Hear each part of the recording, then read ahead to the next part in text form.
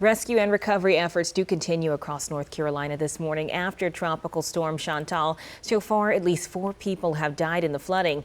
First responders say they're feeling the toll on their mental and emotional health since most of them do live in the communities where they serve. Responders in areas like Pleasant Grove say the rescues have been particularly stressful because they don't have a boat and they're not swift water rescue trained. All right, now to New Mexico, where thousands are waking up to damage this morning after catastrophic flooding near Ruidoso. This is the same area where fires tore through last year, killing 2 people and burning hundreds of homes. Overnight, slow-moving thunderstorms brought torrential rain, triggering flash flooding.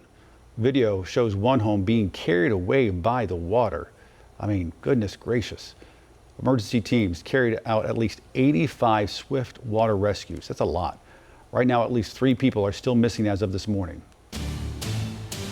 Now to a live look right now over the Guadalupe River in Texas, where the death toll is now up to 110 people. Search and rescue efforts are underway this morning for the 160 still missing after the catastrophic flooding that started from the river.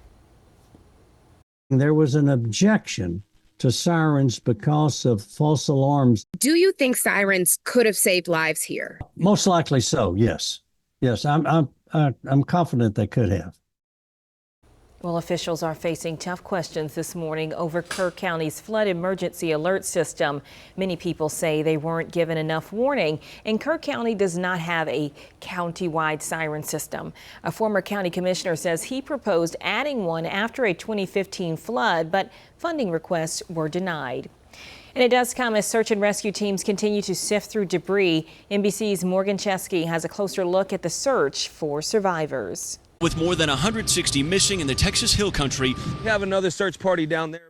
Tireless search and rescue teams fighting their latest challenge, time. And that is the sound that is really nonstop, even on day 5 here on the banks of the Guadalupe River.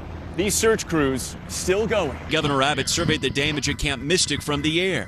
We will not stop until every missing person is accounted for.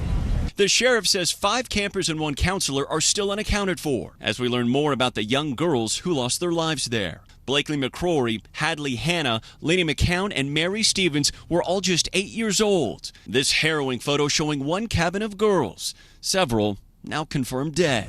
When Kennedy returned to Camp Mystic on Sunday and took these pictures, a glimpse of what her 10-year-old daughter Lucy and her fellow campers went through. That's Lucy's bunk bed surrounded by debris. Tiny clothes still hang in a closet where the water line is several feet high. You can see it again here in the girl's shower. Lucy says she woke up that night to rain and thunder. People from different cabins started coming to our porch and yelling wake up and go to Rec Hall because there's a flood. How would you describe that 4-hour window where you didn't know how Lucy was? I mean, just the longest 4 hours of my life. Lucy says when the sun rose, they drove to another camp where they were eventually evacuated by helicopter. When I saw her, she was wrapped up in a blanket and had a teddy bear. So we just held each other tight, and I held her all night, and just so grateful to God. Morgan Chesky, NBC News, Kerrville, Texas.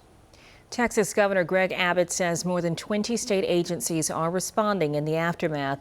President Trump also confirms he plans to travel to Texas with the First Lady to survey the damage. Now, Ben, we know plenty of people from here in the Carolinas are pitching in to help as well. You know, that's right. Folks who survived Hurricane Helene last year understand this all too well. They also understand the generosity of strangers and what a difference it can make. That's why they're pitching in. Reporter Caitlin Ashba shows us how volunteers here are returning that favor. Box after box, filling trailer after trailer. This is the third trip that we are taking to Texas. So yesterday we sent 2, and today we are sending another one. It's more than just supplies packing these vehicles. Every mile they take to Texas is a stance of solidarity. Even if we're 20 hours away, it's very powerful to say we're neighbors and we're taking care of neighbors. And we want to talk about, in this time of great division, we want to bring people together. Kerr County, Texas grows desperate. Search and rescue continues 4 days after catastrophic flooding turned entire communities into a flood zone. The organization says Texas was one of the first on the ground when disaster struck in western North Carolina. Asheville knows too well this recovery will require a village. Even as we're rebuilding here, we just finished our 100th rebuild, and we want to make sure that our neighbors in Texas, our neighbors in eastern North Carolina have the support they need. Well, more help is pouring into the state this morning after South Carolina Governor Henry McMaster authorized the state's Task Force 1 to help with recovery efforts.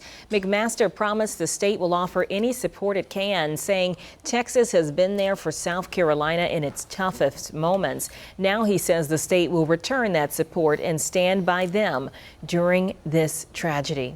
Hey, Chris, we mentioned New Mexico. Of course, we went over Texas. We even talked about Helene. Is there any common thread among all these flooding emergencies? One thing that you're seeing is there's always some sort of precursor event that kind of primes things for this. It's very rare that this just happens out of nowhere. You're talking about how before Helene, we saw several days of heavy rain, Exactly. and then the actual big event came. Yeah, picture like you're filling up a bucket of water, and then eventually there's a certain point that it starts overflowing. Same thing goes for flooding. That you kind of need the soils to be primed before this excessive runoff. You need the streams to kind of be even at that active stage before it gets to that point.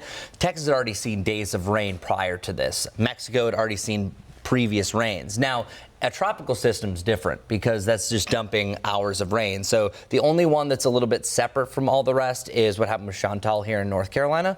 But the other ones are very similar because you saw one thunderstorm after another. And here, I'm going to show you that right now. Check this out. So this is what we've seen over the last 48 hours, by the way, here in Texas.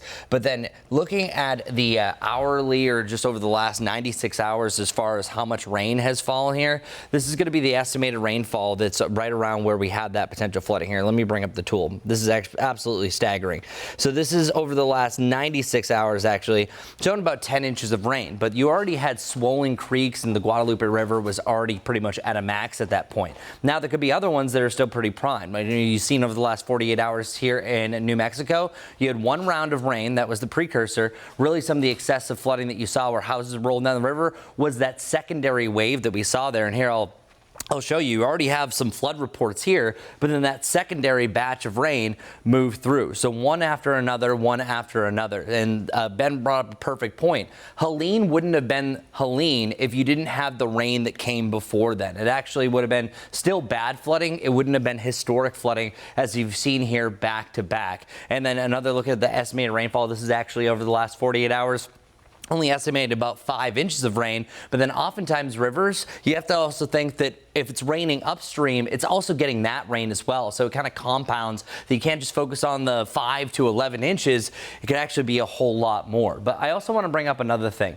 Your flash flood warnings that you receive are not always driven to your phone.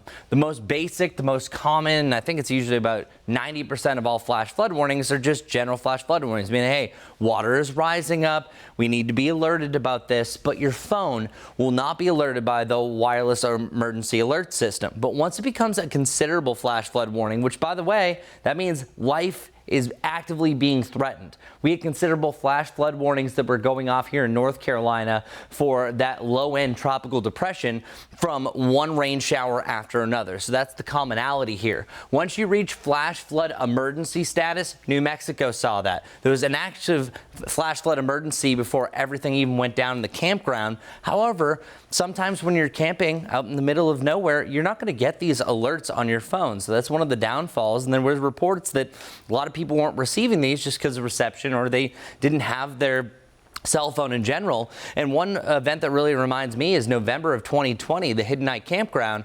We had days of rain, a flash flood watch, and then we had that final rain of everything flowed down, and the next thing you know, the river was swollen 4 times what it usually is. So you always have to just keep in mind that that's going to be a possibility whenever you have compounded rain. And then that brings up my last point, and that's the reason why we're weather alert today. We haven't received a lot of rain here in Charlotte, but some areas east of us have. Notice what our futurecast looks like. You're seeing one rain shower after another, one rain shower after another. This band of rain could dump 2 to 4 inches. Now imagine imagine if we go another day, tomorrow, so that's just the precursor, let's call it the primer, we see this again. Watch, you have scattered showers and thunderstorms, same thing. If this continues to compound and you see 2 days of 2 to 4 inches of rain back to back, that's where flash flood warnings usually go to flash flood considerable warnings, and that's why we're staying weather alert over the next couple of days. Now, I'm not saying that we're going to see what Texas saw, what New Mexico saw, or a repeat of what just happened east of Greensboro. I'm just letting you know we're staying weather alert for a really good reason, where flood stories are becoming more and more prevalent, especially over the last week or really over the last few years.